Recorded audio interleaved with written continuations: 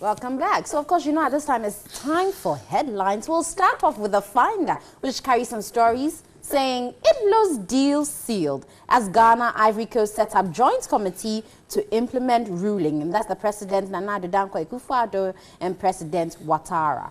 Also, ECG disconnects Bishop Herman College over 56,000 CD debt. Then GJA opens entries for 22nd awards competition. Also, GWCL launches paperless system. And then finally, Ghana's occupational safety regime in danger. Nice one there. Oh, interesting one there. Yeah. And, the ITLO's deal has been sealed. Yesterday, the two presidents signed a memorandum of understanding on agreement to that effect.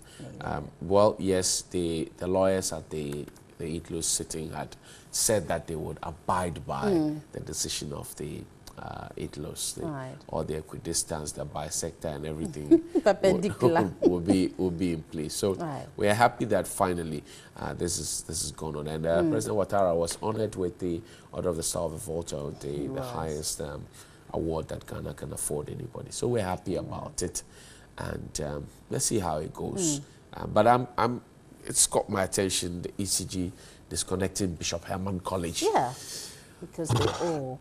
But I thought really, that when it comes, I thought that the government had ownership of the schools, and is it perhaps feeding into the theory that or if government owes you money, then government could go on it? Or 56,000. That's a lot of money. That's a lot of it, and we're told that some of the some portions of the school are not properly built, or are not metered at all, or so are not captured. So I don't know how the calculation was done, but clearly, I mean, some of our ministries, departments, and agencies, some other secondary schools, we had about the stadia and a lot of government institutions. So the point is, if the students are paying their fees regularly, utility bills, why wasn't the deduction done? Exactly. Why was it? I mean, because this is embarrassing. If and I know that Bishop Herman College is a boarding school. It is. So children going for prep, lights out in the dormitories, and sometimes they will need to iron their clothes. They need to go to the Science Resource Center or some exchange programs. It's not going well. I mean, sometimes you're a science student as well as I am, and in the physics lab, in the chemistry lab, you need light. Your microscope would need light for you to be able to look at some of the things, and this is so unfair, given the fact that the students themselves cannot go and pay the electricity bill. Somebody in authority has to go and pay. We're told that the headmaster has written to the government to attend to them. Why do we allow these things to happen? I certainly do not understand why it should happen, because ultimately, when you do this to schools, secondary schools, it affects the academic activities, as you rightly said. And these are students who are going to prepare for exam. We'll never go back and say, because your ECG was disconnected at this particular time when you couldn't study, let's forget about the exam, let's forget about WASI. It will still come on. So when these things happen, I would want government to respond quickly. Obviously, this is the first time it's coming out, so maybe they've been given short notice. But ideally, schools don't even have to come to the platform where they're complaining about ECG, because like you said, when parents see the bills, it's on it. Unless, of course, they're trying to tell us that because of the free SHS, which I know this didn't start, this is the legacy debt. This was carried, I mean, it's been there for a bit. So it definitely isn't new. But they should see to it so that these students don't, I mean, they're not in deficit when it comes to academics. I'm not so happy about it. I mean, if you have a son or a brother or a nephew out there at Bishop Herman College, you'll be thinking.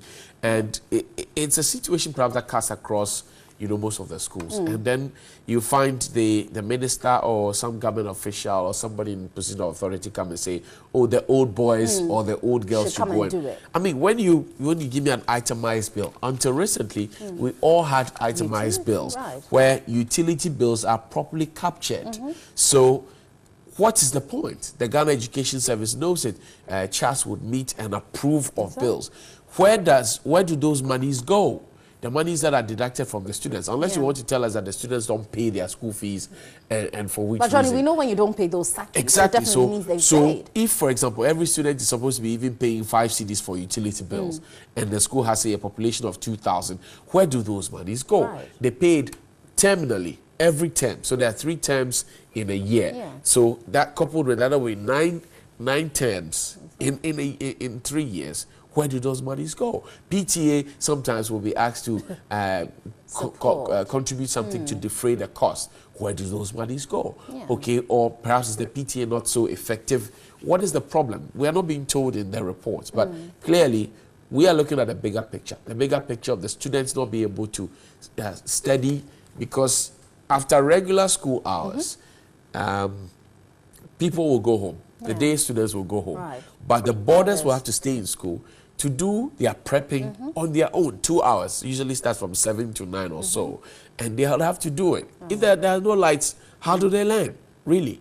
How do they learn? How do they go about it? If the headmaster has to type a letter from his office to the GS, how do they do that? Because the typewriters have been phased out. So how do they do that? You know, if they have to go for ICT classes and the computers are dead because there's no electricity, how do they do that? Yeah, and they're losing contact hours. Yes, I mean, imagine that the clouds gather in the Volta region around the school, and so they can't have visibility on the board. Means that they have to turn on the lights. There are no lights. How did they do that? Yeah, these are questions that need to be answered anyway. But GWCL also launches paperless system. They'll be the second to do this after the ports, won't they? Well, definitely, yes. we hope this will seal loopholes and bring revenue. Well, we're told it will do that. Yes. However, I'm looking at that compared to the ECG situation. We're told that the ECG will start the electronic meters and we have blah, blah, blah, that blah, didn't blah. go too well. Up till today, we have communities. I went to NewDay the other time, 2 weeks ago or so, and we had people using the old postpaid meters. And it's not just there. If you go to Amasama, if you go to Pokwase, you find people using those meters. It's in Accra. It is. So then you want to ask yourself, and this GWCL, we're told that by December they will start deploying some 4,000 meters, and it will be at gated communities and all of that. So the focus and the first port of call is always to the rich, or people who are perceived to be disciplined, or people who have an organized area. Then as soon as they install the meters, then they leave it and then they go, the others don't get it. I mean, Pokwase is in Accra. It's in the Greater Accra region. And Masaman is in the Greater Accra region. There are so many other suburbs who are using the postpaid meters. And you and I are using the prepaid meters. So you want to ask yourself, what is the difference? And yet we are told that the ECG said they will do this. So I hope it will not be the same problem with the Ghana Water Company. Because if you're saying that you start in December and then by January you would have rolled out the entire paperless system, would you have been able to change everybody's meters, by then? Especially when you say that 30% of your customers are not paying bills, and that's some 867 million Ghana cedis is owed to you. How are you going to do that? The GWCL doesn't say. They have not told us what the plan is. So usually we know that these things will run in a pilot. Okay? They have not told us where the pilot is happening. So what is it? Well, he says the pilot is currently available because they have an app which is on the Google App Store or Apple Store. So at least for the piloting, it seems they've started.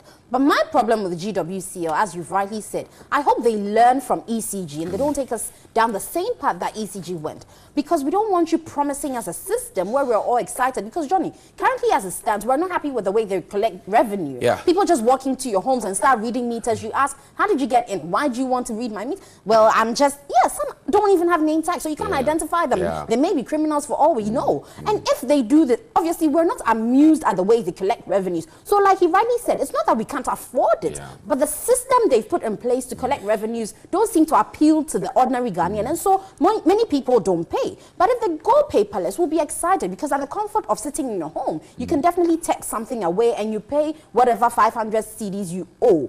But if they go the same way as ECG has gone, where they promise all of us to be on a system, but only a few people, seemingly the rich, the well-gated communities, and you leave behind the other society, the other people, then the cost then comes back to the rich people. A few people will be paying for the whole community, whereas those other people are not, because they're not metered, you can't really go and take their money. So we need to make it holistic and make it work. I'm looking at a situation where in Pokwase, Pokwase, they have been in that community without a single pipeline. There's not a single pipe. Maybe the Ghana Water Company can prove me wrong on this. But I've been to Pokwasi, I've been to the Fise Junction, I've been to the Festus area.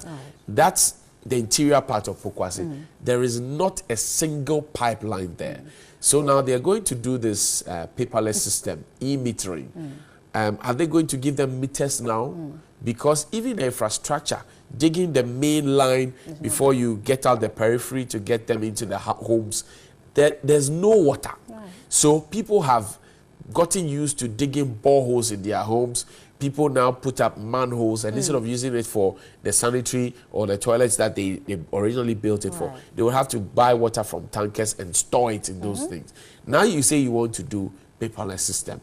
So I'm asking these because, one, the infrastructure itself is not properly there. Who won't be happy that your meter can be read from a central point and not people just barging into your home? We will all be excited about it. But to the extent that some people don't even have the infrastructure, not a single pipeline. I'm saying this to Ghana Water, and the people in Pokwasi can prove me right. They can send us pictures, they can send us text messages. Not a single line. And I don't know, I've not gone to other communities, but I'm sure other communities would have the same problem as well. So, well, the Ghana Water Company must have to come up again.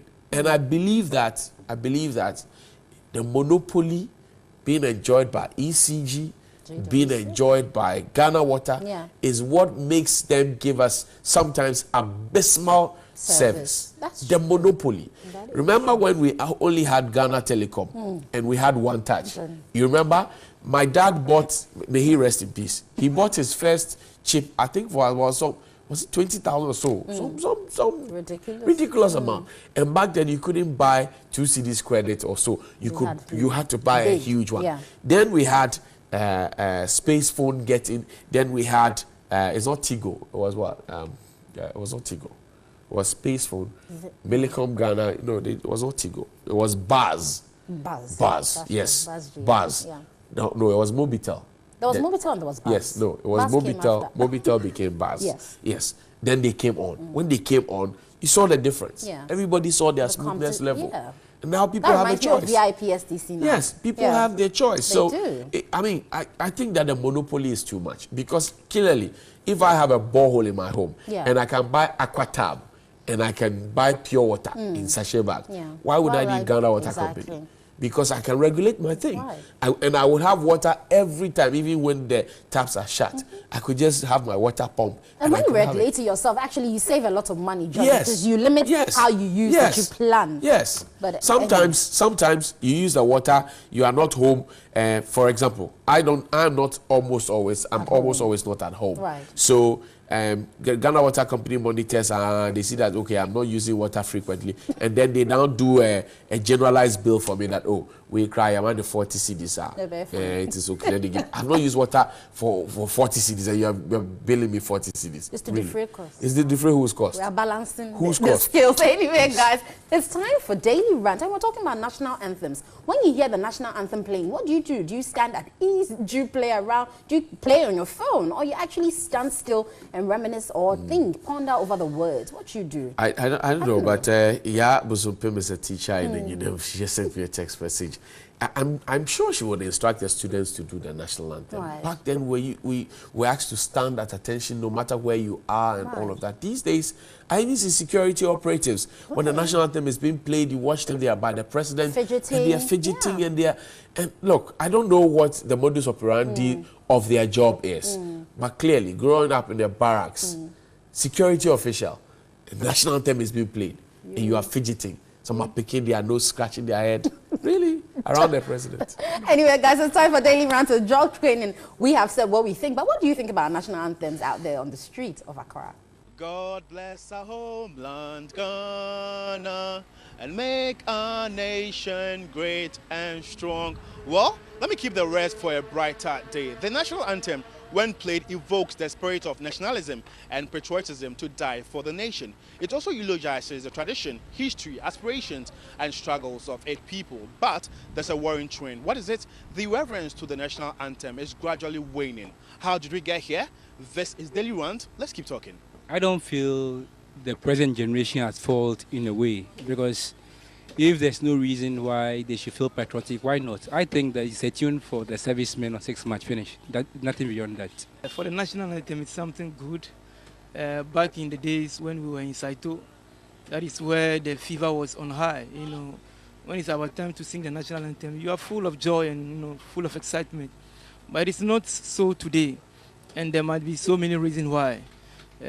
People might cite economic reasons, others because of the issues of life and it-related issues, and more so the politicians are not making the nation more excited. Today this, tomorrow that, and that. It's not making people have a love for working on, going all out even for their nation. Yeah, that's what I think. So the question will be, why should I worry myself about the nation's anthem if I'm suffering? If my day-to-day activities are suffering, I pay high light bill, the utility bills are high, my rent is high, even it's difficult to find job. You understand? Those even at the highest offices, the politicians, the governmental sectors, they can't even recite the anthem. Why should me, a mere citizen, worry or bother about it? Okay, there's this mate I have. It's called Thomas, and for him, he even reveres the Pope John anthem more than national anthem, and I found it very disgusting. Trust me, I did. Why not? You see, back in the days when I was very young, when I used to see Azuma Nexon in the boxing ring, and then when the national anthem is being sung, you could see the fever and the passion. The man loves his nation, and then he goes all out, even our national, teams and stuff. But it's not so today. It is not so at all. It is not so. Yeah. Well, if I have a better reason to mind my own business, why bother myself with something I know makes no meaning and has no meaning for me? Have you followed the anthem stanza to stanza? Yes, I have followed from childhood till now. It seems those who it should concern most, they have no time for it. Who are those people? The leaders, of course. They are more interested in fabricating story after story, looking for nice ways of turning things upside down at the expense of those who put them in office. So I don't think it should be patriotic when there's no reason to be. So that's it. Sure. I thought of my friend. He said Pope John at secondary school. Yes. He even respect the anthem more than Ghana. Yes. Yeah, he has his reasons. Maybe the message in that anthem has a lot of meaning to him, like it has influences on him, and then it's like maybe during the school era, the anthems, maybe when he sings it, he sees reality. You see the connection from the anthem with the school. There is a connection. Maybe that is why he says it too. And then I want to correct my brother. The anthem is a matter of importance to us all as citizens of a nation. If you are a citizen of Ghana, it is important you are to adhere to the anthem. And then we are to, there shouldn't even be a prize. There shouldn't be a prize to, honor the anthem or sing the national anthem. The issue here is our people, like our leaders, and then, excuse me to say, some of us here, for instance, we need to preach out more. We need to let the citizens know that, yeah, this is it. There's a need for education. We should all know our anthem, even if in our local dialect. I know the NCC has translated, the anthem into 12 languages. At least there's an effort. Yeah, they've translated, but have they gone down to teach the people how to sing it? You see, how many of us have access to that anthem if it has been translated? Those are the things they should forget. You see, they are only interested in misusing the nation's money, doing unnecessary things. These are some of the things. If you should know that, make the anthem accessible to all of us, it should go, it should be whatever function of the nation is being held. The anthem should come first.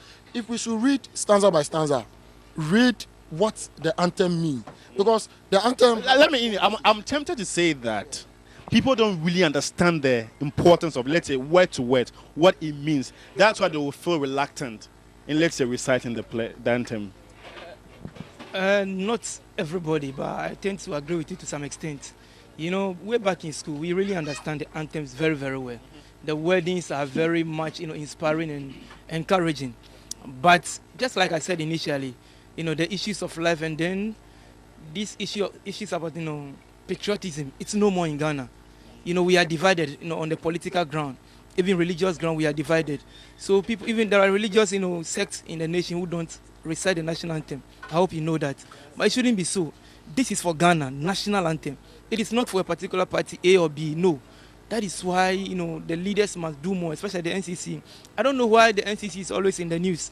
You know, I don't know. But always in the news that they are cash strapped. Mostly, that's why you hear about the NCC. Usually because in terms of budgets and all that, it's very difficult allocating budgets to them to function. Yeah, you know, then the issue about prioritization comes in. You see, I don't want to sound so political, but just recently our government or president has been able to, you know, ensure that there is free SHS. So why don't we ensure that the passion and then that zeal for every citizen to love the nation? And that you can force a horse to a riverside, but you can't force it to drink. Right? You know that? We'll continue to blame them all the time when things don't go right. Yeah. I don't think it is misunderstanding. God has been blessing Ghana ever since, but we keep cursing Ghana ever since. I realize that the way we do our things, I realize we do things the wrong way and expect things to turn out right. It will never be that way. God is not a magician. Neither is life a wheel of fortune. So I think that we create an atmosphere of unpatriotism, and then we want the people to be patriotic. It will never be. An American will be very proud of the U.S. But ask 99.9% of Ghanaians, look, they only pretend. Those who will sing it with pretense. You need to sing it with meaning. Because back in the days, in the 90s and in the 80s, when Ghana was very young, people sang with meaning. They gave their heart out. They did what they could do wholeheartedly. But with time when they realized that, oh, a lot of people were dying for their nation, others were living at the expense of those who were dying, then patriotism began to die out. So me, I prefer jumping onto the wagon of those who don't see any meaning in singing the national anthem. And that's very bad. That's very bad. Well, you know, you cannot flog a dead horse, just like you can't force a horse to drink water. If you want somebody to accord you respect, you accord the person first, in accordance with the laws of nature. So if they want us to be patriotic, to react positively when the national anthem is being played, they should create an atmosphere, an environment that will bring back that love of the nation. The NCA, I think they need to put in a lot more effort. They need to work, give us understanding into what the anthem, because the anthem has a lot of message. Yeah, I wouldn't be surprised if you conduct a simple survey even in Parliament tomorrow. You know, out of the 275 parliamentarians, you'll be shocked that most of them cannot recite the national anthem. I'm telling you, most of them. So that is where it begins. So go and, you know, champion that particular cause. Let's watch it live and see, so that we take it from there. I'm telling you, yeah, let them start it. We'll follow them. Yes, leadership. You want to embarrass your MPs, right? Embarrass them. No, if you say I want to embarrass them, that is mischievous. Let me put it this way. Somebody rightly said, your actions are speaking so loudly, I can't hear what your words are saying.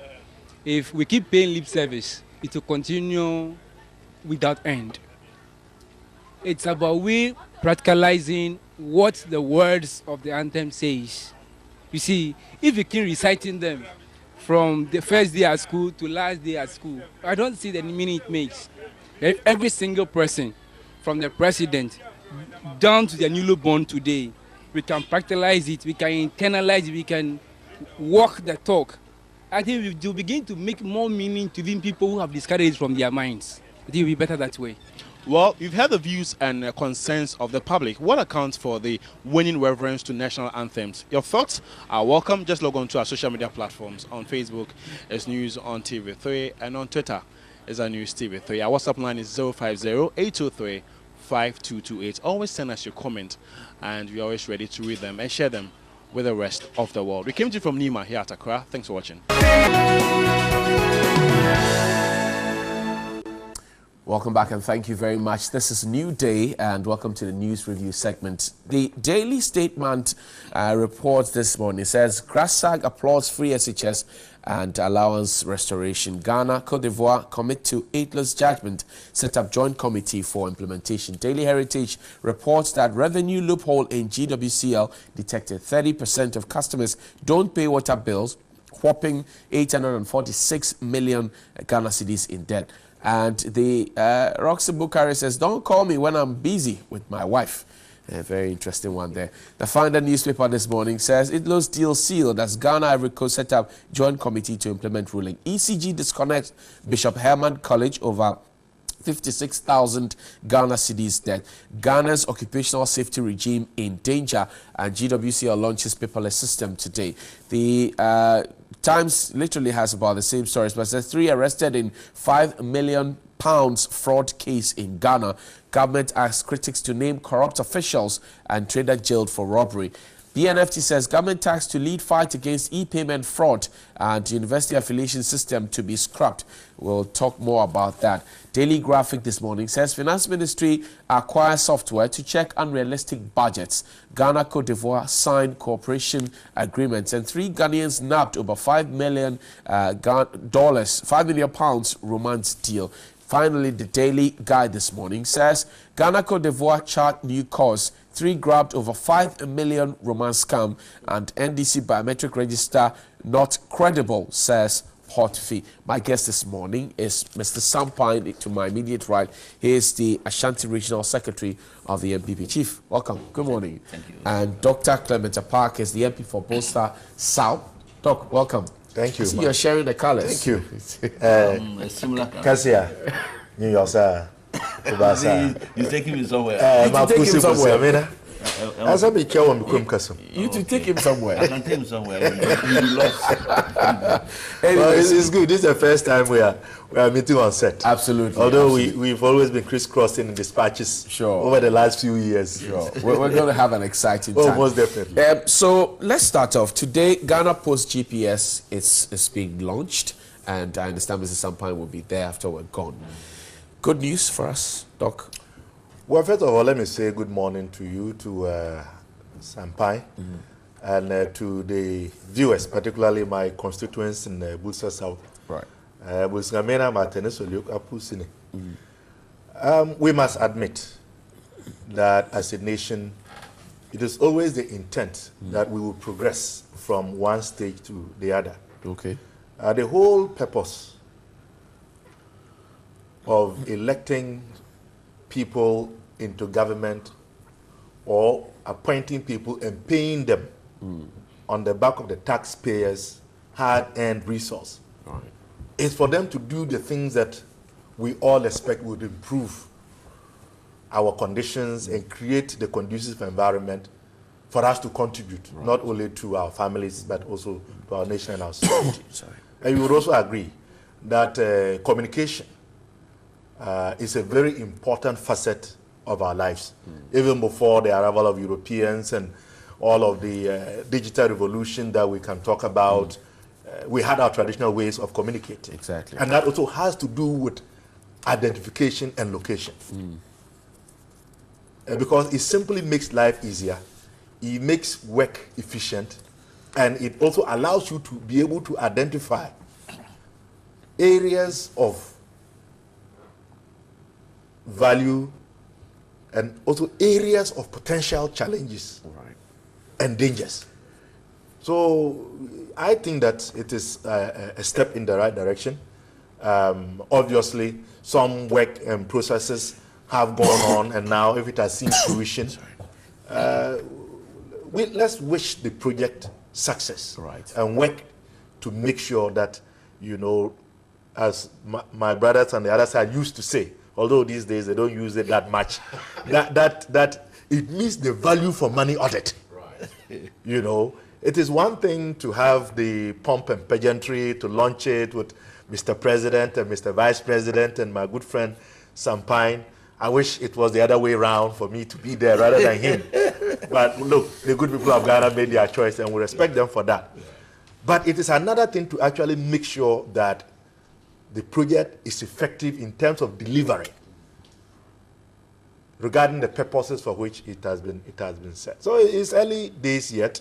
Let's see what happens. And, you know, we are politicians. We'll be monitoring very closely. If and when we have need to raise issues, if some T's have not been crossed, some I's have not been dotted, you can expect that as a responsible minority, we will make our colleagues on the other side fully aware. Okay. Mr. Sampine, congratulations. I mean, clearly you promised, you have delivered. We're excited about it, but there are some key issues that have come out. One, the fact that, well, you need a smartphone to be able to access this. Not every Ghanaian has a smartphone.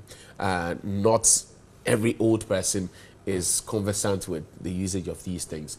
And to the extent that it becomes the base that you need for a passport and national ID and all of that, raises a few questions. What do you say to that? Thank you very much, and a very good morning to you and to your viewers and to Doc. It's important as a nation to also grasp Dr. Park said. And technology, you all know, is now the norm. We're all moving towards that direction for results. Yes, it is true that some people do not have smartphones, but what is in vogue now is also the smartphone. And I know just some telcos term it YAM or whatever.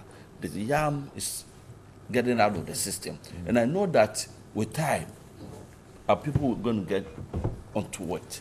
Even with those of us who are a little into knowing the ITs, some of us are going to have some few difficulties before we get used to it. So as a system, and as something which is technological, it's going to take some little time. How much time are we talking about? No, I'm not talking about the system itself, but I'm talking about people getting used to to it as individuals. Yes, you can go to Asemkrom in the Western region, and definitely you're going to have a little difficulty in even networking, where the satellite system will pick the system and all that. Be a little difficult, and I know that with time we're going to do that. But what is important is that the system's ability to help in times of emergencies. That's what gladdens my heart. Right. Then also tying into the Ghana Post or to the postal system, where our letters, our correspondences and all that can be brought on board that is done elsewhere in the Western world. That's one important thing. But as Doc said, let's all applaud it, and as we applauded it, let's look at whatever comes out, how we're going to fix it. The sustainability of the project is what is important, and that as a nation, we need to build on this. I don't believe it's going to take any partisan approach, because it is something that's going to benefit all of us. I've been asking for it. Doc says the minority will be watching, and well, that's our role. But I think that with this one, by and large, we all agree. Yeah. And I like the angle that he has introduced. And you asked the question. Definitely, I'm very sure that the entity in charge probably has put together some program of public education, you know, of how people can go about it, the way it is going to work. And he's right. Most of the country, you are both right, not everyone has access to a smartphone. I mean, where I come from, Bulsa South, if you go to villages like Kalasa and Bedeblisi area and other places, even telephony, reception is so poor. So I've even filed a question with the minister asking that, you know, she should use a good office to get the telecos to improve mobile telephony in that area. So we would have to look at that as well, because if the product is going to be digitally based and the cell phone or the Android phone is going to play a role, and there's poor reception, you know, in a part of the country, quite clearly that would mean that the inhabitants of that area will be excluded from benefiting from this program. So we must also look at that aspect, not just the public education, but also ensuring that the entire country benefits from definitely has access to mobile telephony, so that some people are not let out. I would even suggest that they should probably also look at a linkage between this and the ICT centers, the community technology information centers, so that if every district can have one of those, and particularly those parts of the country where there can be these challenges, it definitely would enhance the process. There's also the angle of internet connectivity. That's right, and they are connected. And we have a challenge in this country. So the ICT centers definitely will be a hub for internet connectivity in the area.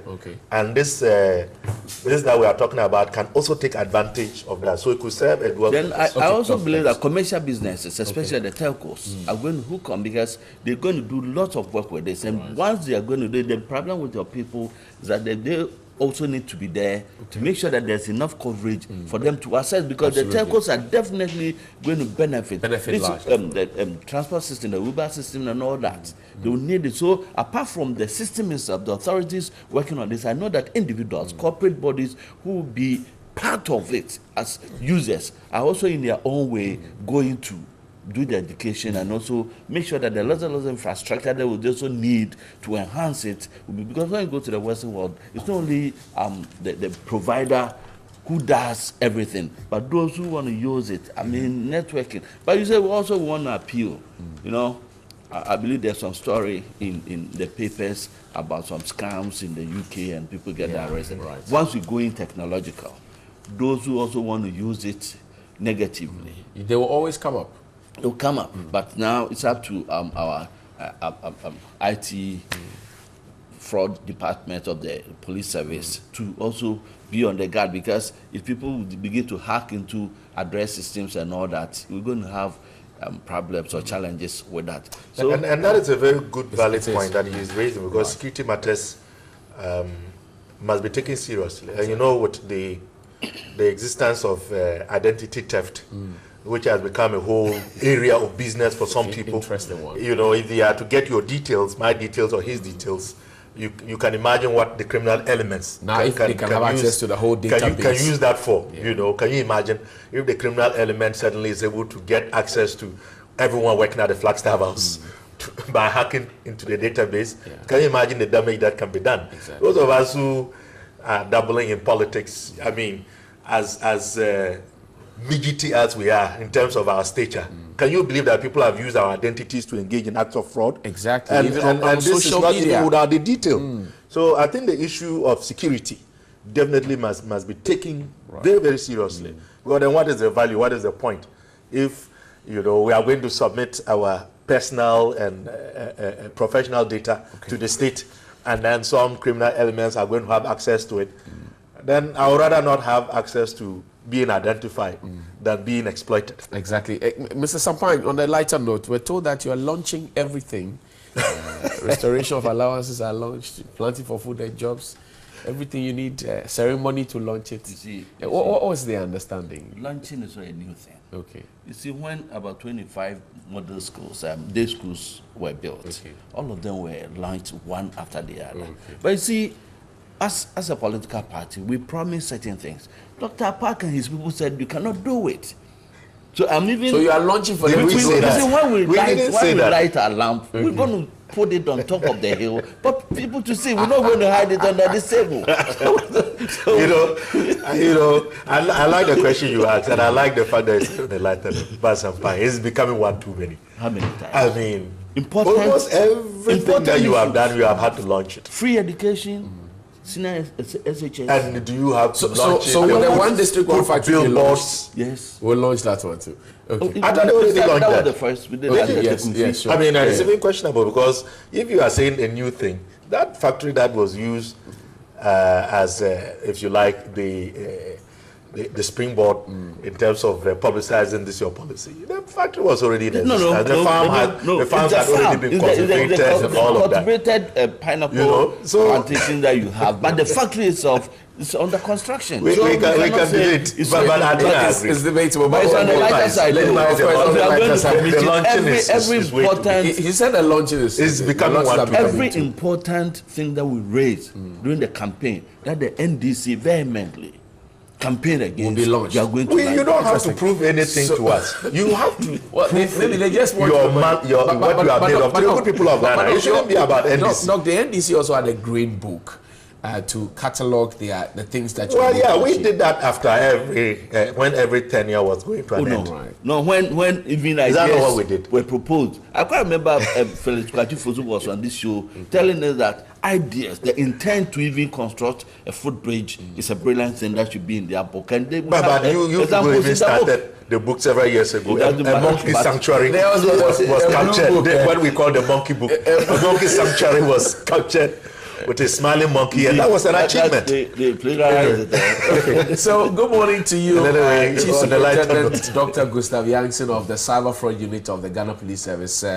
As we launch this GPS facility, we hope that you and your men will do extra work. The work that you're already doing, you step it up a bit so that we can all feel safe. But on to the Ghanaian Times, and page 4 of the paper says, government asks critics to name corrupt officials. That's the Minister for Information there, Mustafa Ahmed. And it says that government has asked anti-corruption crusaders and senior citizens to be specific with the allegations instead of making general statements. And this was said following Reverend Professor Marty's call that some officials within he suspects that they are being corrupt and that the president is also supervising such things. The minister says the claims are nebulous and that, well, if he has names, he should put it out there. I want us to tie this in with that of the acting CID boss now. All the allegations that came, in spite of it, Madam Tiwa Dakwa has been made acting and Mr. Odro has been asked to proceed on leave.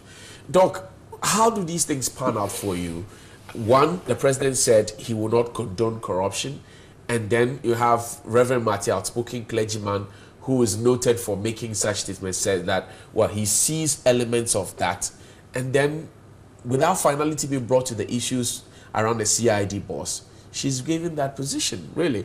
What do you make of it? I think it is a very strange development and occurrence. But by and large, I think many observers are beginning to lose hope in the president's ability to fight corruption the way he propagated when he was a candidate, and they cite several examples.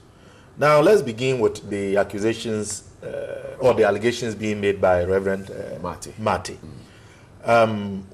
He has made these accusations before against our government when we were there.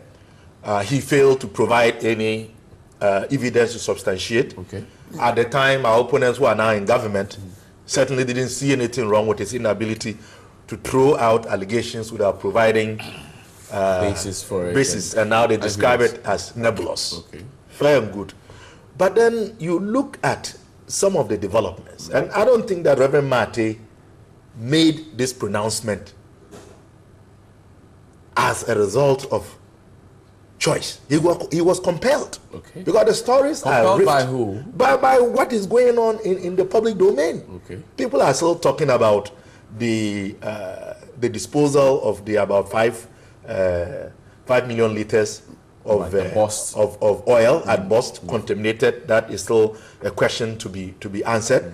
There are several people who felt that the way that matter was handled, the way it was investigated, the role of the sector ministry, and suddenly we heard about a CID report exonerating, the boss from any wrongdoing. Mr. Bing. Yeah. And then we also had accusations being leveled against the current 2 deputy chiefs of staff, by Mr. A Plus. We had accusations coming from the likes of Honorable Kennedy Japan about some persons at the flag servers who take certain amounts of money before what. So, I mean, all of these things are in the public domain, but the bigger one, as you said, because all of these, there are connectivities, is the condition under which the outgone CID boss was made to leave. COP Bright. Yes. I mean, the man, I heard him complaining that he has not been treated fairly. And he totally believes that there are certain entities behind pushing him out. Indeed, he mentioned the National Security Minister and then Dr. Kennedy. Yes. And so if a sitting head of a national intelligence entity like the CID can feel unfairly treated and can say publicly that he has been pushed out as a result of advocacy against him by the National Security Minister and a member of parliament who has made several allegations against all kinds of persons, some of whom are still there, then it raises questions. But be as it may, one would have thought that the leaked audio where the current, I don't know whether she's acting or substantive, the current acting CID boss was purportedly, from the layman's point of view, trying to coach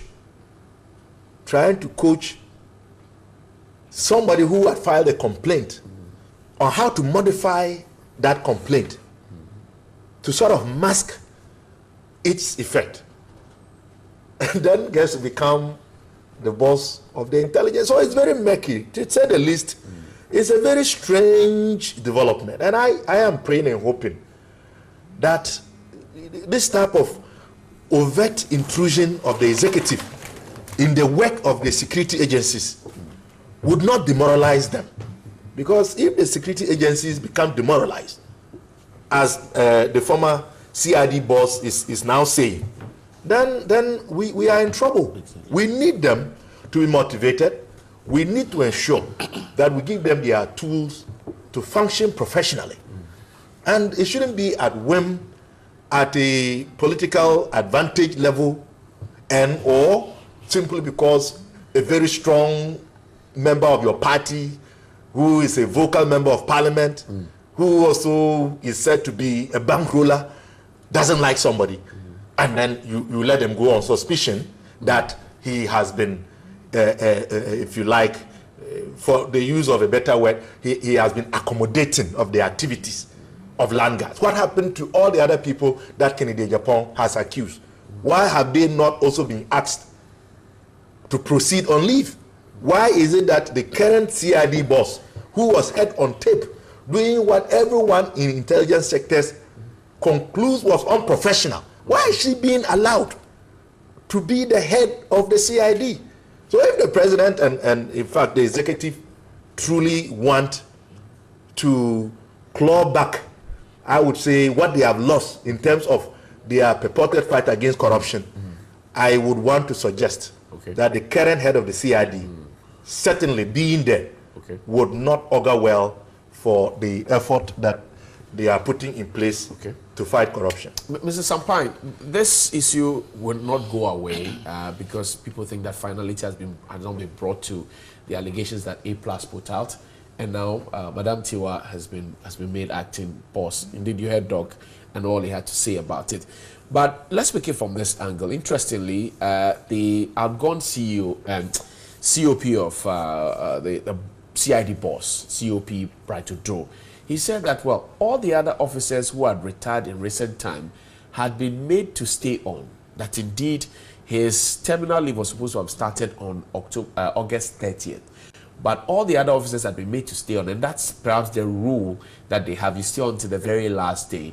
He wasn't treated fairly, and that his being asked to go on leave was just based on media reportage. Nobody had filed an official complaint against him, and indeed he suspects the National Security Minister and Honorable Kennedy Japan. What do you say? You see, before I even go there, the president has made concrete effort to fight corruption. Every single allegation, every single name that was mentioned, the authorities or the agencies involved were asked to investigate. From the narrative of Dr. Park, all these people were under investigation and none was found to have been involved in any such alleged corrupt practices. The CID, has the CID brought out a complete report to that effect? Which of the... Because anti-graft agents have been asking questions. There are people who ask questions because people feel, yes, there are people who think that, yes, once they mention that Dr. Park is corrupt, Dr. Park definitely should be a corrupt person. So they'll continue to ask questions on that matter, not disregarding whatever reportage will come from agencies that have been mandated to investigate some of these things. But what is important is that most of these matters have been investigated. The boss matter, for instance, I just simply don't get it. When people who want to impugn corruption into what? Yes, something happened. Some fuel was contaminated. It was disposed. They have means of disposal. Okay, he chose one of these means in disposing the man's head was called for, and the president didn't budge. It was not the first time. Of course, but they investigated, and that they found nothing wrong with it. Right. But let's put that aside. What Professor Marty said, and what's gladdening to me is that he's admonishing the administration that yes, I suspect or I feel that if you have ministers, definitely some are going to be corrupt. And he was emphatic that they are corrupt appointees. But he never mentioned names. The information minister says that's nebulous. Of course, it's nebulous, but when you generalize things, it's like the skies. You look up there, you find the stars there. You cannot even count them because you talk about it that everybody is corrupt. He said a similar thing. Babies with sharp teeth back in the day. But what did they tell us then? They insulted him, right? But we are not doing the same. We are telling them, yes, we believe that, yes, as a human institution, as government is, there may be, I put that in quotes, where people may want to be corrupt, yes, but it's an admonition to the president. But what is gladdening now is that the president, in all the allegations have been made against certain persons, they've conducted investigation to them. Then tying into COP Odro's issue. The allegations made were all unfounded. They've not been proven to be true. Two, he talked about people saying, no, do you remember DCOP Adupoku? Right. He left when his time was due. He wasn't extended. No extension given to him. He said, COP Odro says, all officers who had retired in not so long ago were given the opportunity to stay on until the very last day. If all others before him have been asked to do so, why can't he be asked to enjoy what was the reason benefit? that the police administration gave for his leave? Well, he said he was due for retirement. I'm talking about the police administration. I'm not talking about Bright Odro. The police administration, they took that decision. Right. What were the reasons? If they tell us that, yes, this is 1, 2, 3, and the title... He said he wasn't giving any reasons. He wasn't giving any reasons. Yes, he said... No, he actually said he wasn't giving he said that his retirement is next year, January 2018. However, he was supposed to start his terminal leave from the 30th of August. But given the fact that all other officers who had gone on retirement in recent time had been allowed to stay on. Conventions are not laws. But he mentioned also that nobody has brought an official complaint against him. Oh, but should there be an official complaint? Why shouldn't there? Before you proceed on leave, when you know, yes, August, you should have been on leave, and that it's been a convention that at times people stay on. But when you are not asked to stay on, you look at it and say, because you were not asked to stay on, people, utterances are what's pushing out of your position. I mean, it becomes so ridiculous. I don't simply understand it. But on all of these matters, the fight against corruption is on. Is it because the woman at the center of the corruption allegation featuring the 2 deputy chiefs of staff, A+, Madam Tiwa Adodakwa, herself is now being elevated, so to speak, and people are raising questions that the woman at the center perhaps has not been cleared, and yet she's been rewarded, precisely so to speak. Definitely. That was the import of my submission. And his group will raise questions. Some point. When this most Ghanaians will raise questions about this. You may choose not to see how murky it is. What's the measure of the most Ghanaians? Tell us. He said most Ghanaians, but I'm talking about some Ghanaians. Because I've heard some people. Of Ghanaians? That's why I'm saying some. Okay. I'm not talking about most. If I talk about most, that means I can quantify. So some Ghanaians, but some Ghanaians. Very well.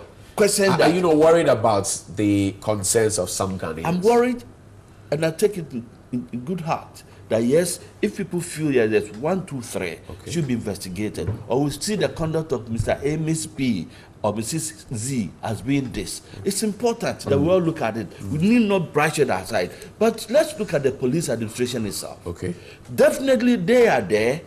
All these matters that came up, definitely, and I know it will get to the hierarchy, it will be investigated. So I don't believe that, well, they see her to be somebody, to put in quote, not fit for that position, and they push her to act.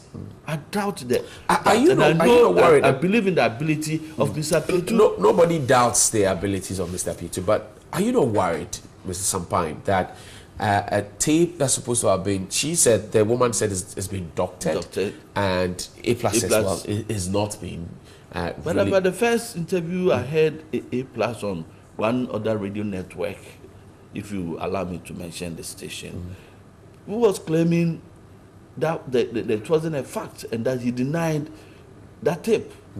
Okay, he A+ denied. Yeah, but everybody who listened to the tape. Now he comes back again to even tell us about his apology to the two deputy. I find it curious because the woman at the center of it, Tiwa Dakwa, COP, did not deny that it was indeed her voice in the tape. But being doctored. Well, but she didn't deny that it was so doctored. You see, those of you who know law, that fraud knows law. Fraud vitiates everything. Right. If you talk about 3,000 truths and you bring in a quarter, right, to add it 3,000, you got 3,000 and a quarter. Okay. Everything is false. Okay. So if she believes, and people also believe, that certain portion have been doctored, it tells you that yes, the whole thing is a facade. So is it your belief that her credibility and integrity is intact?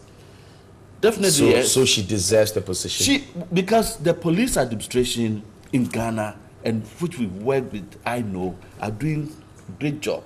And that they wouldn't allow her to be there if, after 4 or 3 weeks of this situation, and they've not investigated, and if the investigator found out that she did something wrong, okay, and they will allow her to occupy that position. That's why I was talking about the ability of Mr. Pietu, because I know from all the experiences, the work he's done for the UN and all that, and with this singular, somebody's a small matter there, and he will allow it to go and commit a situation where you get the opportunity for Dr. Park and the rest to talk about and forget about their woes. Definitely he's not going to do that. And I believe in I'll give you 1 minute. Just 1 minute. You see, this is a very difficult subject matter. I know him very well. And but he's doing a good job. He's doing a good job. Because you see, the problem is the perception. And security issues, perceptions count. Okay. The perception that the people have about you would help determine whether they will come to you with sensitive information or not. So once she was embroiled in this whole situation that some of us think was not properly handled in terms of the processes, and it wasn't just this one alone, even the boss matter, talking about the president causing investigations to be done. It is not just the investigations can be done for various reasons, also to cover up or to ensure that matters are managed. So just because investigations have occurred does not mean that the outcome is necessarily what the true outcome should be. We cannot vouch. And in this particular case, having the current CID boss heading the CID and giving what we just talked about, the tape by A+ where her voice was captured, so to speak, she didn't deny. A+'s voice, most of you know, I think many people who had the tape also could vouch for it. And nothing has happened. A+ at some point even dared her to arrest him. But A+ has come to apologize. Yeah, so is it okay that you get, just for the sake of argument, that you get to throw about accusations, impugn people's integrity, impugn their image and walk away with an apology? Is that not lawlessness? It's up to the people that he accused. Yes, but accusing a deputy CID boss but it was a criminal, and walking away. A criminal matter. It's a serious issue for me as far as I'm concerned. Apology settle it. I mean, Doc, you have. No, what I'm saying is this: when you accuse somebody of that caliber of having tried to cover up, right, you don't just apologize and walk away. So if the CID boss now could not even raise a finger against A+ when he dared to be arrested, then how do you expect Ghanaians to relate to her as a boss of the CID? You see my point on the rights. I see your point. Or of persons. It's subjective. You can insult me, right? Do everything, denigrate my personality. I can decide to let it go. No, but there are others who also want to take legal action against you. But Mr. Sampine, in a job where the integrity of the individual matters, you can't smear the person with mud, and if the person is not guilty, would allow you to go.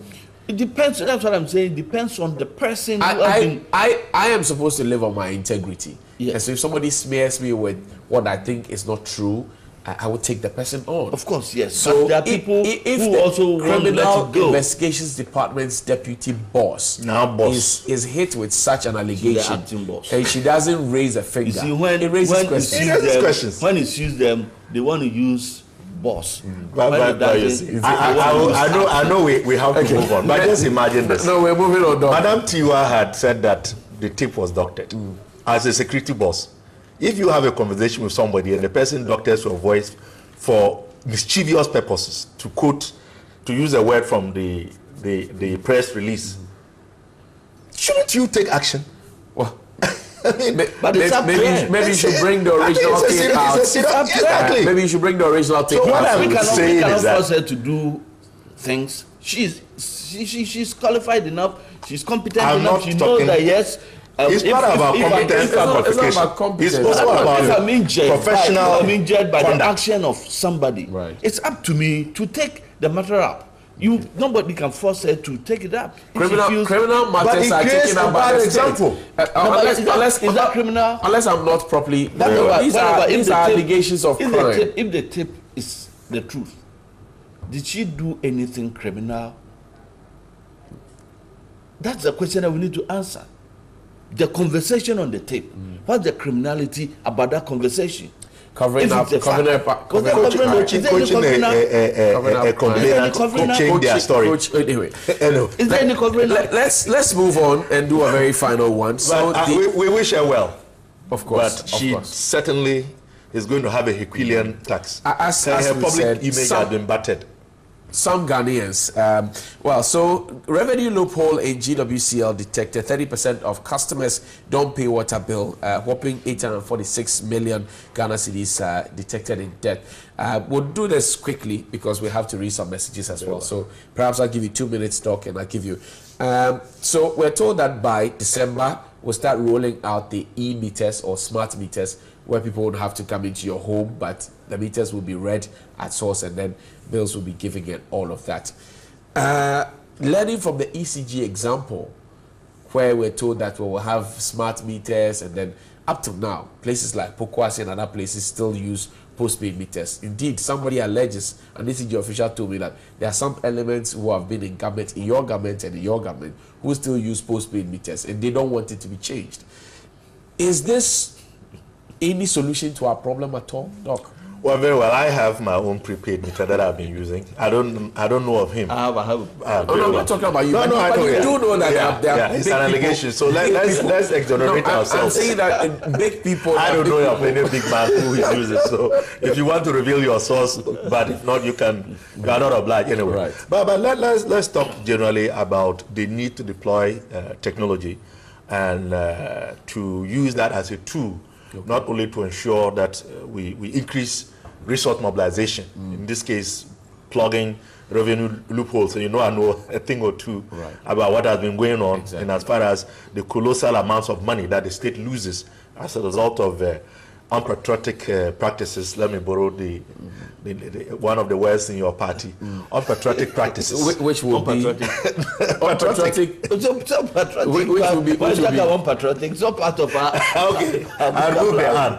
But in case of these people who are engaged in they can say unpatriotic. Unpatriotic. You don't like that. Unpatriotic is not with us. Okay, so very well. But the point I'm making is that yes, but I am hoping that they would have done some pilots. They would have tested the system, authenticated. We're told that the pilot gotten feedback. Is in force. And if there are any shortcomings, to try and work on them so that we don't experience what we did with regards to ECG.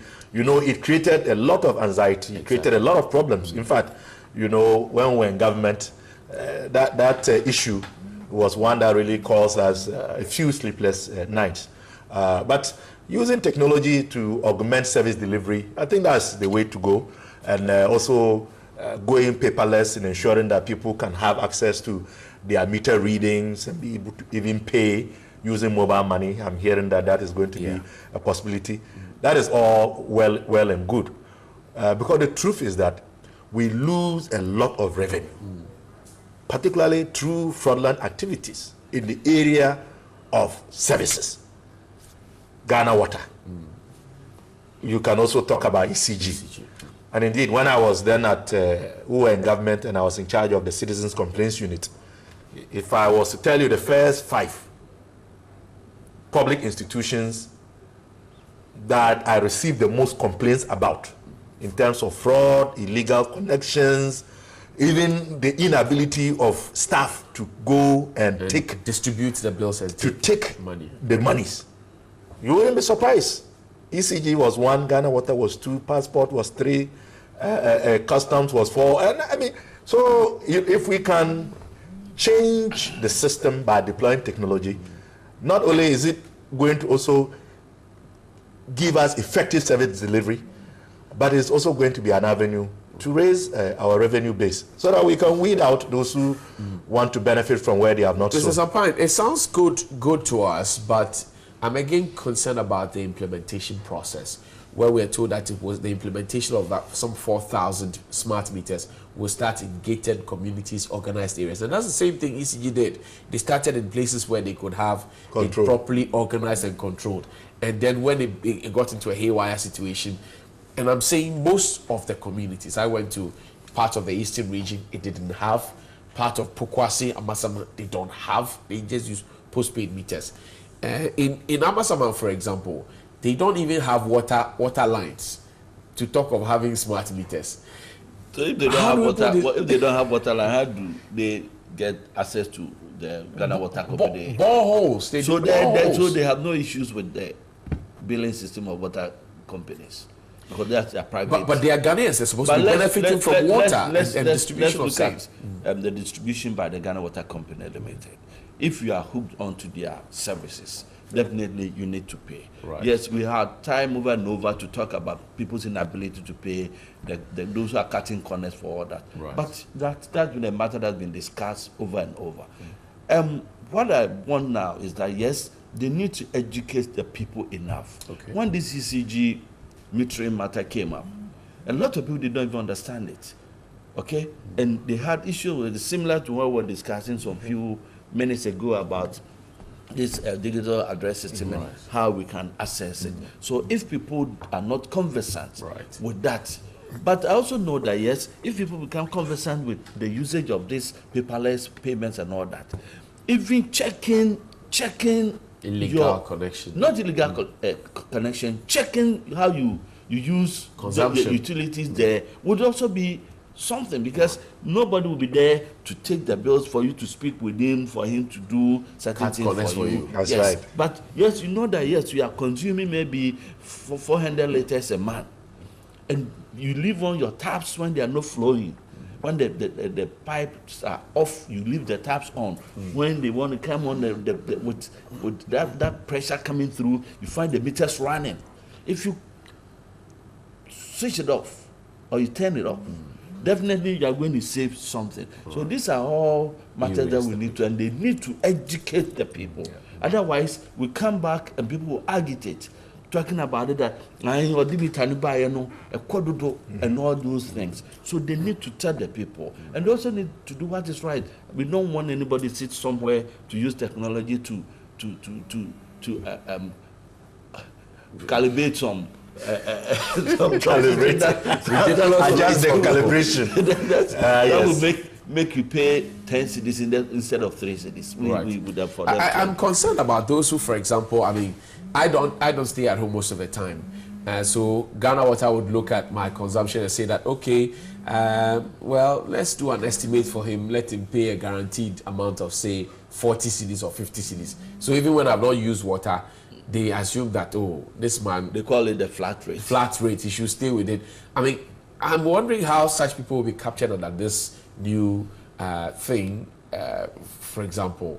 I'm thinking about it, but I mean... Well, we don't know the details but, yet. But those are just my thoughts. But the only other thing I would like to chip in is that at least they shouldn't confine the, if you like, the testing, the pilot to only the urban areas. I would have hoped that, as you said, based on the example you gave, they should try it in some rural communities too, so that perhaps they may have to modify it somewhat, because there's a lot of difference, even in terms of the population dynamics, the nature of the settlements. You know, those of us from the north, we have very dispersed settlements. If you come to my constituency, for example, the population may not be as big as his constituency, but the land area occupied by the people is very vast. So in situations like that, you know, how are you going to make it work?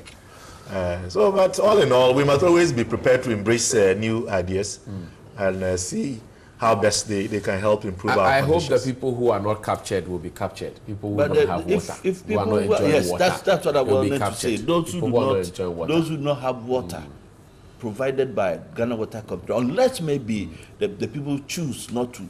No, it's not about choosing. See, about some 4 or 5 months ago, a situation in Pokwa, a very sad situation. Some of them have had to use their manholes they construct for the home because they don't have water. Yes, so they don't use it for toilet purposes, but they just use it to store water. And a kid fell into it and drowned. This is bad. That's it. But let's check out some of your messages here on WhatsApp as you've sent them in. Okay, so Ghanaian politicians should look back to China and learn from the way it has fared to lift their society from poverty. I'm surprised the information minister is debunking the fact that this MPP government is passionately married to corruption. Does he want names to be provided before he realizes it? We're watching steadily. Ghana must not be milked by some of the public while the president sits and watch. Samoji, I commend the president, the government, one more time for another promise delivered. The signs are good going into the future, but there's still more room for improvement. Ghana is working again. Digital address system, hashtag Papaya Bensing in Rio. So for the restoration of the allowance of the nurses training, in my point of view, I think it's not really necessary because firstly, I'll argue that there are a lot of unemployed graduates at home, and these monies the government is wasting on these trainees could be used to employ a huge number of unemployed graduates and pay them. I want also to know whether some of us are citizens or subjects in Ghana. Say thank you very much. Interesting thought. The information minister, what is he saying? Telling the former Presbyterian moderator to provide evidence. Well, did any MPP member consider provision of evidence when he was making the same allegations against Mahama administration? Alhaji Willie P. in Ifiekuma. Good morning, TV3 and your politicians. This is a country where that will find it's extremely difficult to move away from its bad state simply because we stop raising the national flag, but rather the flag of the NDC and the MPP. Please, TV3, tell the MPP man to stop massaging issues. I heard the spokesperson of the CID threaten A+ with legal action against him, and that never happened. And all of a sudden, she has been rewarded. Finally, good morning, TV3. In fact, MPP government is wicked. They seem not to care about we, the ordinary Ghanaians. Every blessed day, prices of goods goes up, but yet they still keep insisting that the economy is cool. The rates of the inflation is reduced. God is watching, from Franciscan Tamale. Zachariah Torres inside Wungo in the West Mamprisi district says, I don't think the government can fight corruption because appointees in the government have the same opinions. Indeed. Let me say thank you to you, Mr. Sampine, General Secretary. Oh, is that it? Regional Secretary. Where is it? When our airtime is finished. Regional Secretary of the MPP. He's a good guy. I wanted us to banter Dr. Clement Opak is the MP for Bosa South. They've joined us. I'm sure the banter will continue offset. Thank you very much, gentlemen, for coming. Okay. You know I'm a Bulsa, so I have to greet my people. They settle matters the Bulsa. Sports is up next, and there's some more action here. We'll be having a very special conversation on cerebral palsy here on NewDay. Stay with us. We'll be right back. Welcome back. We're still here on NewDay, and we're going to talk to some mothers who have children who have cerebral palsy. Why are we talking to them? Because there's a lot of talk about inclusive education, but are they really being considered when we talk about inclusive education, or we're being left out? Johnny has more on that. Let's talk to Johnny. For you.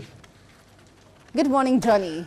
Okay, and this certainly would be an unusual thing that you'd normally see on NewDay, but we're talking about a very critical matter, cerebral palsy, and we've been joined by 9 mothers who have children with this medical condition, who are very emphatic about it, would want to speak about it, because ever since the implementation of the Special Inclusive Policy in 2015, signed by then Minister for Education, Professor Jane Nano Pokwajiman, what has become of the situation.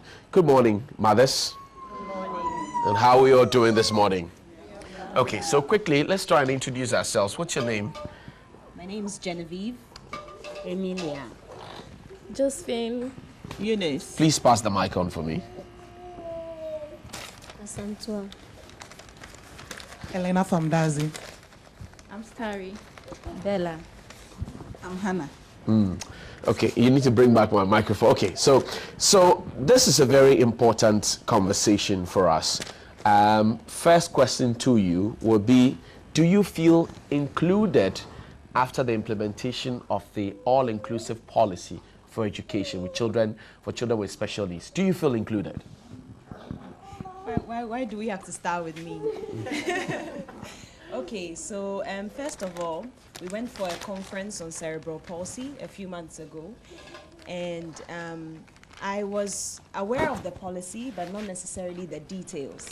And I realized, you know, as a mother looking at the policy, not necessarily in an analytical manner, but I just looked at the criteria of the policy.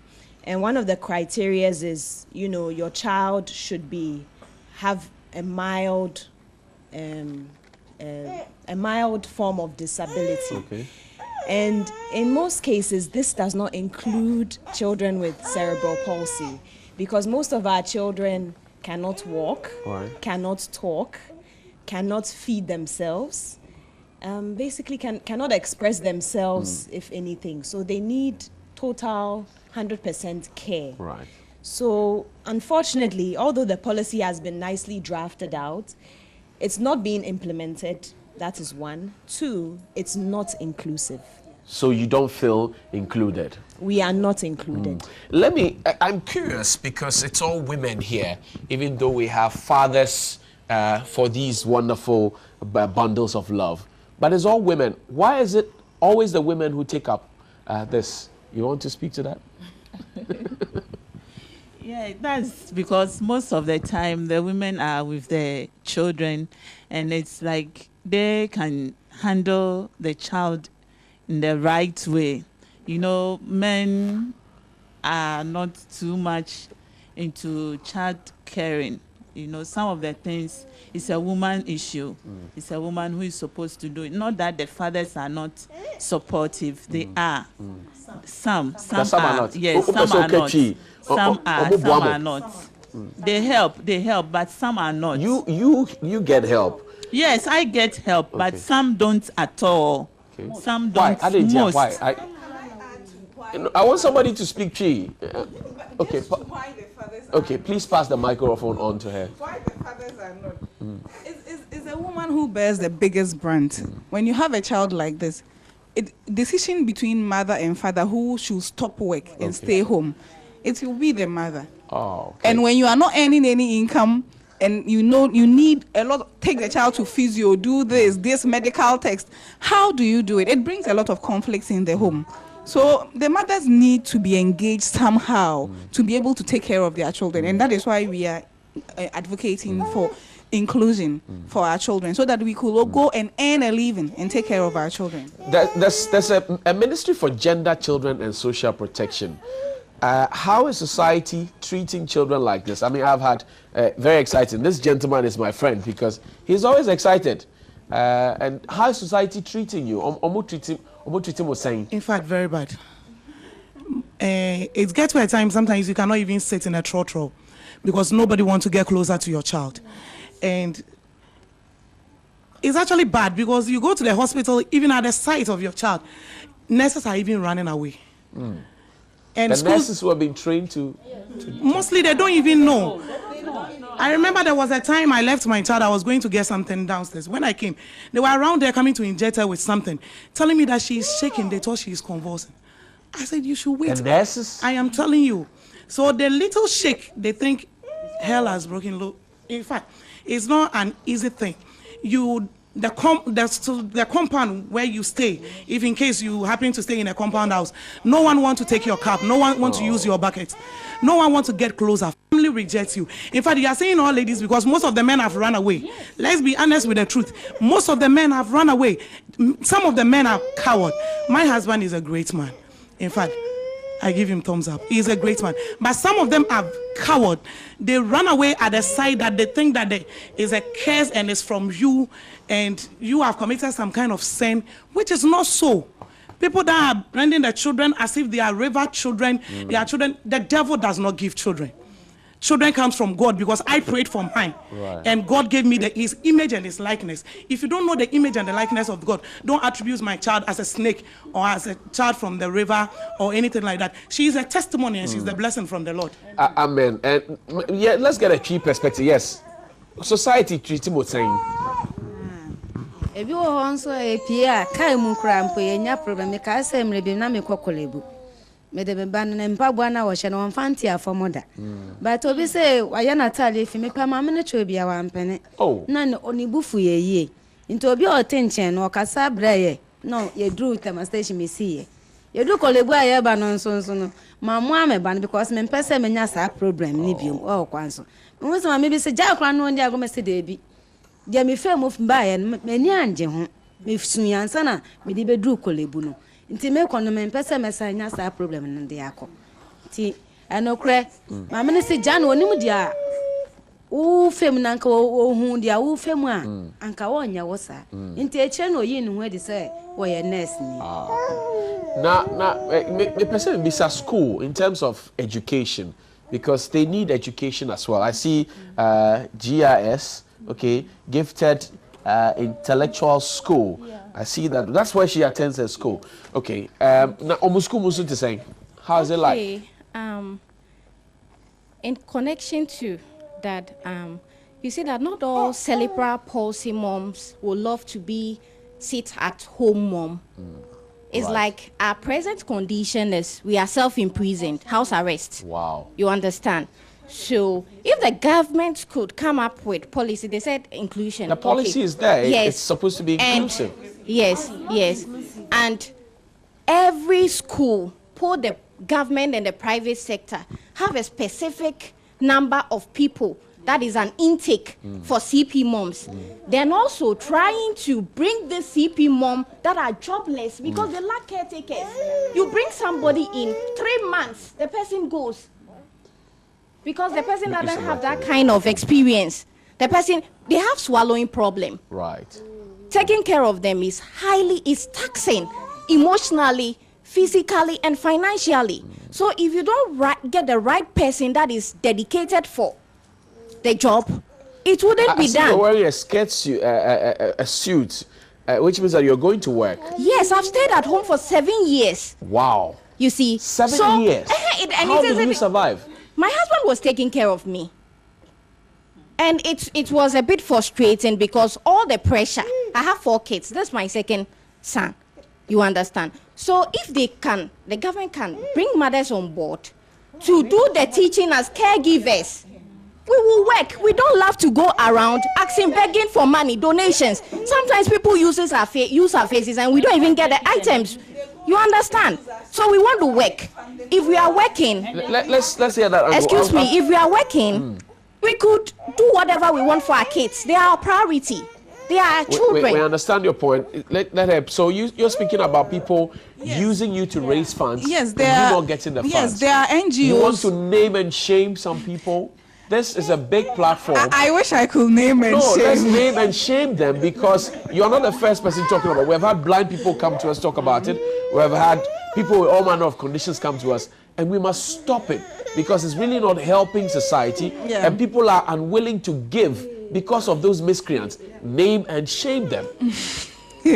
I wish I could name That's what and I do. Shame. I name and shame people on Community Connect. So name and shame them. I wish I could name and shame. Wait, I'm coming. If not, you won't talk. Then we'll pass the mic on. Let me say one. Okay. Yes, please.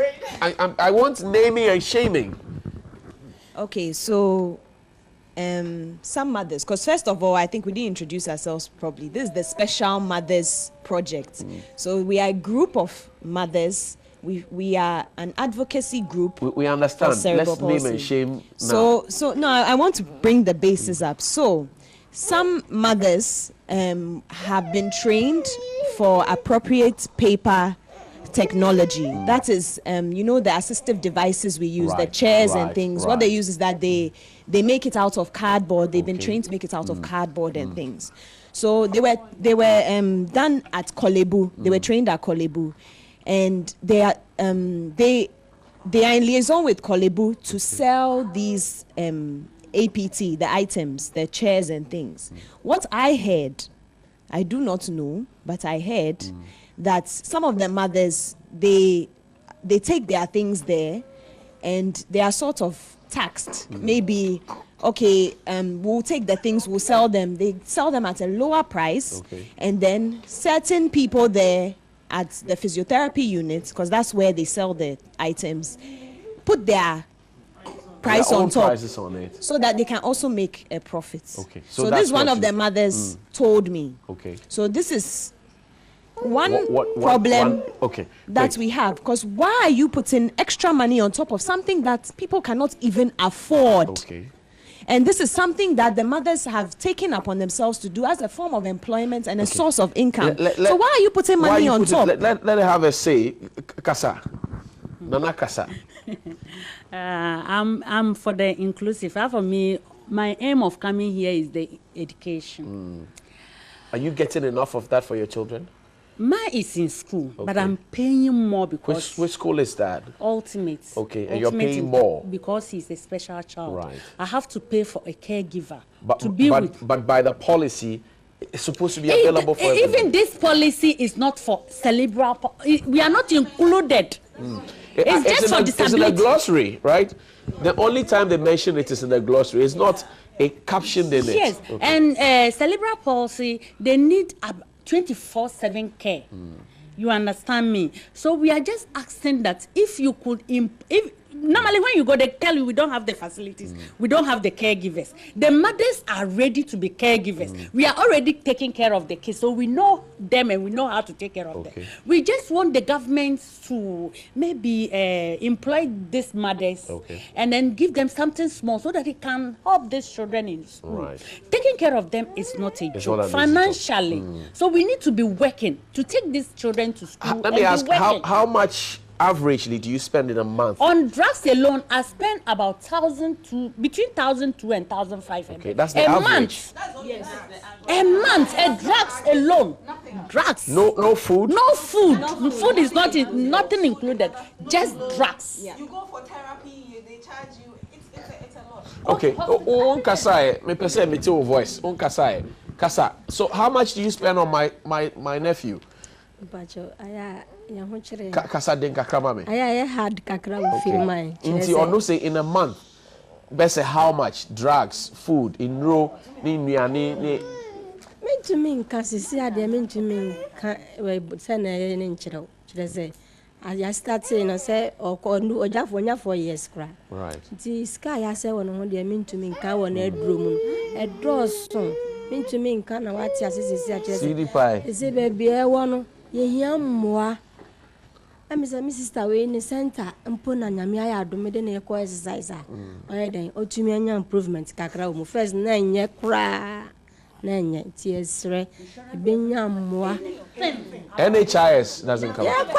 We got to wrap up. So the understanding is that you have a petition to present to us, right? So we'll get the petition, but you're wrapping up on that one. Okay, so all we are saying is that the Special Mothers Project even adopted a school, a government school in Medina, and we were ready to kind of raise funds for mothers to go and work there. You went to adopt the school. Yes. The GS didn't designate a school for that. There's a unit school, but it was badly infrastructured and everything. So we went to speak. Okay, we went to speak with the GES Special Education When you said there was unit. Nothing, we're run out of time. It's just an empty room. An empty room. Yes, no facilities, nothing. So we went there. We went to the GES and said we wanted to adopt this school, raise it to the standard we want, and get mothers to work in as caregivers to even support. But where are we going to get money to do that? Right. Unfortunately, like I say, there are NGOs who know how to speak good English. So and how long ago has this been since you had an engagement with GES? It's been about 2 years. 2 years. But TV3 even covered our donation to the school. So nothing has happened? No, nothing has happened. So this petition that you're presenting, the policy talks about inclusion in education for children with special needs. You have raised the societal challenges and everything else. What are you petitioning us about? 1 minute for you. Okay, so we are telling government to ensure that children with cerebral palsy are truly included in our society. We want them to be included in the educational sector, in the health. We want mothers to be able to access the disability funds to help themselves and their mothers set themselves up in small businesses and other things that will help them also live again and have an enhanced life for their children. And you want the NHIS to... Right now, government has already announced that children with CP will benefit from LEAP and NHIS. So NHIS, we are hoping that it will work. We know there's a difference between talk and action. So we are hoping that we can walk our children into the hospitals and they say, oh, this is cerebral palsy child, so free health. Let me assure you, and let's do the presentation on camera. Let me assure you that this petition will see the light of day. We'll take it to the gender minister. We'll take it to the education minister. Everybody who matters. If it means we have to take it to the first lady, we will. We will see that this is properly done, and so we can get help for these people. So we feel your plight at TV3, and we associate with you, and we want to thank you for coming, and we say that we'll support you. So we will take this to the appropriate quarters, and we'll work with you together. Thank you for coming. And thank you, mothers. Thank you all very much. I wish you all the best. Thank you for coming. So now here we go back into the studio from one issues largely affecting women. We'll talk about the Executive Women Network. And Amma will do that conversation right now. Certainly. Thank you, Johnny. And indeed, it's been enlightening to know what the plight of mothers who have children with cerebral palsy. But we'll take a break at this point. When we come back, we'll talk about EWN. Stay with us here on NewDay.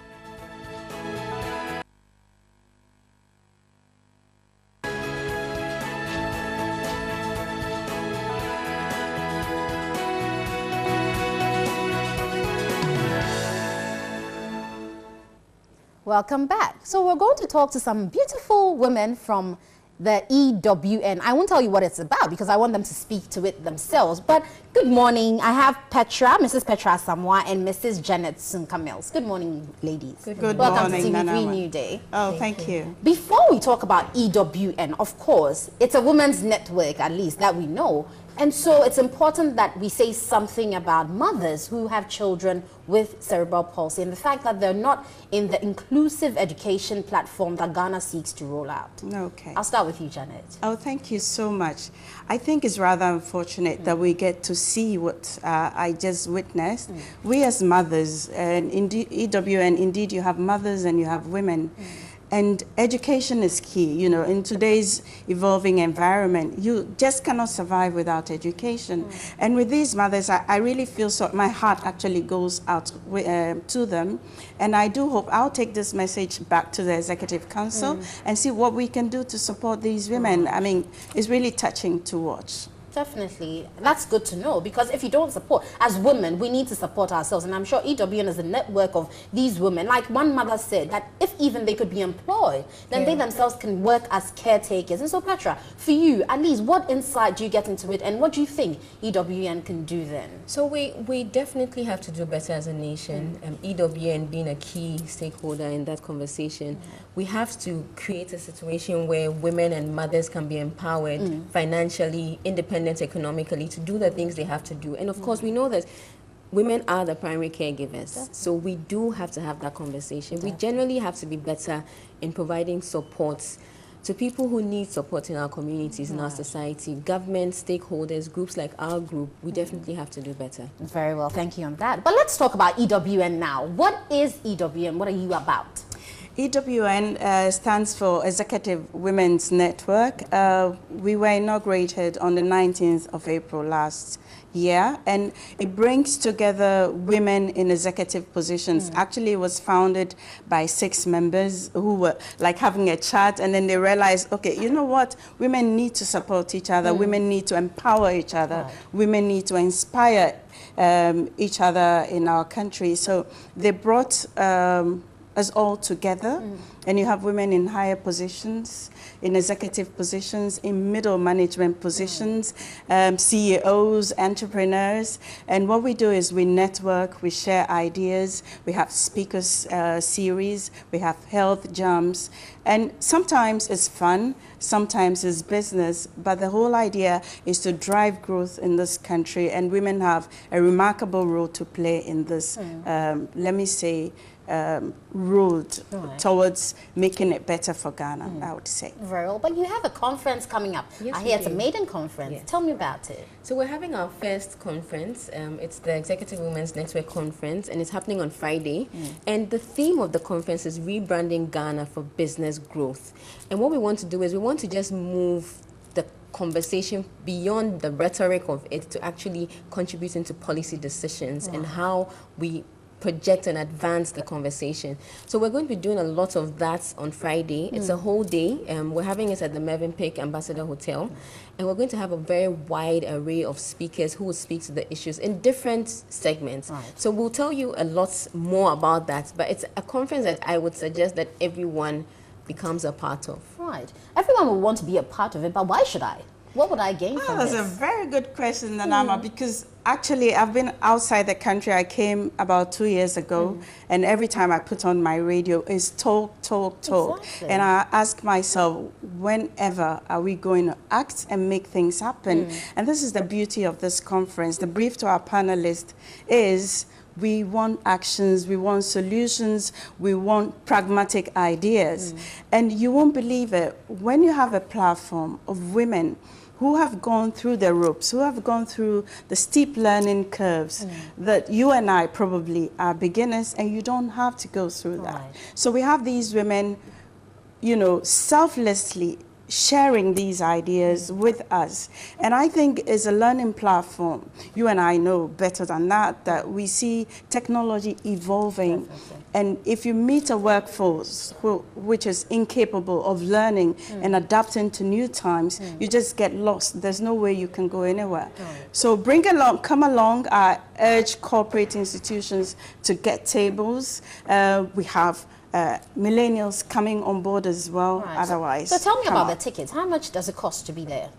So it's 500 cedis for non-members, but members get to pay 300 cedis. Right. And that's a very good rate, I must say, because what is going to come out of the conference and the engagement and the networking opportunities as well is amazing. We're not just having a conference, but we're also creating a platform where people can meet and engage and network and leave with very valuable relationships beyond just the conference. So we really, really want to encourage everyone who can make time to be at the conference tomorrow. It's going to be a wonderful. So your speakers and sponsors, finally, as we wrap up. All right. Okay. So let's go with the sponsors first, because they make it tick, right? So we have Tulu Oil, we have Barclays Bank Ghana, we do have Nestle Ghana, we have Ideal Finance. Let me make sure I do not forget anyone. We have Ceres Oil, we have Ultimate Advertising, Jenem Salon and Spa, Yvette Internet Solutions, Charterhouse, and our media partners. Thank you so much, TV3 and 3FM. We have CDF and BF&T. And lastly, but not the least, Upendi PR. Very well. And your speakers, maybe one or two. So we're having the First Lady, who is going to be our guest of honor. We're also going to have Mr. David Ofosu-Dote, Executive Chairman of ADB and David. And we're having a very wide array. So we're going to have Madame Lucy Quist there. We're going to have Mrs. Achiano there. We're going to have Professor Hinson there. We're going to have the president of Ashesi University, Patrick Ewa, speaking. Several people. It's going to be amazing. So it is going to be a network of women, and the men are allowed to come, right? Yes, they so are. Johnny will be there. Yes, definitely. Johnny will definitely join. We have male speakers. My dad was friends with Mr. Achiano, former FSM, so I know Mr. Achiano very well. So I'll be there, hopefully. I like women issues. Cesar Modona will be there as well. Yes, so I like women issues. So definitely on Friday at the Mervyn Peck Ambassador Hotel, EWN will be having its maiden conference. So you should make time to be there. But that's all time. Yes, that's my boss, actually. Head of commercial at MG Radio. Big woman. We will be there. Okay, sure. We'll see you again tomorrow. It's Throwback Thursday. It is. And we'll be showing you some very exciting pictures. Do you remember the soakings we used to have back in the day? In the afternoon? Yeah. With sugar and milk with Nkati on it. Yeah. Floating. If you had a bad grandmother, she would put more salt. Anyway, guys, so we'll see you tomorrow. Witch Hunter will be back. Of course. Yeah, he's been released. Enjoy. Finally. And 5:30 p.m. Speak Your Mind on 3FM 92.7. We'll be saying it as it is. Phoning, send a text, and let's blast them. That's all right. of them. See you.